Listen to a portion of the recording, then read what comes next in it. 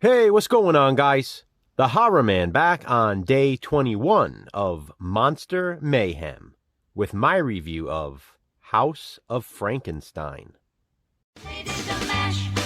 They did the monster. Mayhem.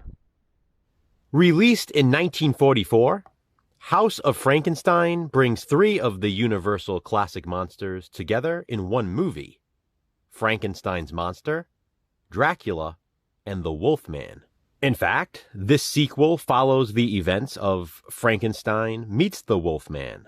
Boris Karloff plays a mad scientist who was imprisoned 15 years ago and is obsessed with the works of Dr. Henry Frankenstein. He was sent to prison for trying to replicate Dr. Frankenstein's work. When the mad scientist escapes, along with another prisoner by the name of Daniel, who becomes his assistant, the two run into Professor Lampini on the road. Professor Lampini runs a traveling spook show called Professor Lampini's Chamber of Horrors. His greatest attraction is the coffin and remains of Count Dracula.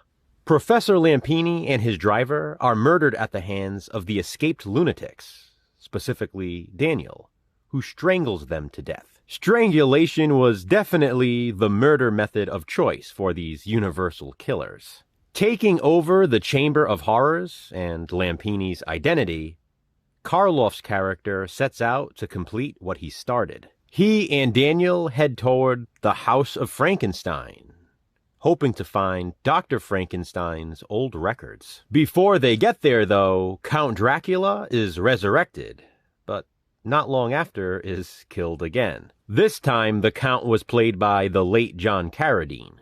Along the way, they also pick up a dancer named Ilanka, with whom Daniel falls in love. At first, she seems to like Daniel too, despite his hunchback. But when Frankenstein's monster and the Wolfman, Larry Talbot, are exhumed from their icy graves, Ilanka then falls in love with Larry. Daniel pleads with his master to transfer his brain into Larry's body so that Ilanka will fall in love with him. Meanwhile, Larry wants the Mad Doctor to help him escape his life of torment as the Wolfman. But it's Frankenstein's monster with whom the scientist is most obsessed. It's pretty funny seeing Boris Karloff obsessed with the monster whom he played first. Daniel is definitely an interesting character, especially with that hump of his. Larry Talbot is as awesome as ever. I'm glad Lon Chaney Jr. continued to reprise that role. Carradine is good as Dracula, even though he only appears in the first half of the film. That's something that makes House of Frankenstein unique. It's sort of split into two parts. While Karloff's character is the main character of the entire movie, the first half sort of focuses on Count Dracula, while the second half focuses on Frankenstein's monster and the Wolfman. We don't get to see all three icons on the screen at the same time. At least, not in this film. I love the glacial ice cavern where the bodies of Frankenstein's monster and Larry Talbot are found. This ties directly to the end of Frankenstein meets the Wolfman.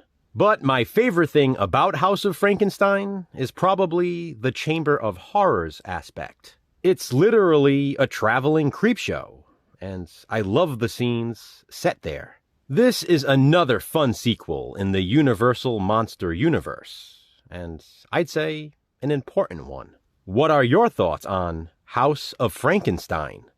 Comment below and let me know. And please be sure to check out Jason's review. Head back over tomorrow for day 22 of Universal Monster Mayhem. Until then, thanks for watching, guys. Hit that thumbs up and, be kind, subscribe.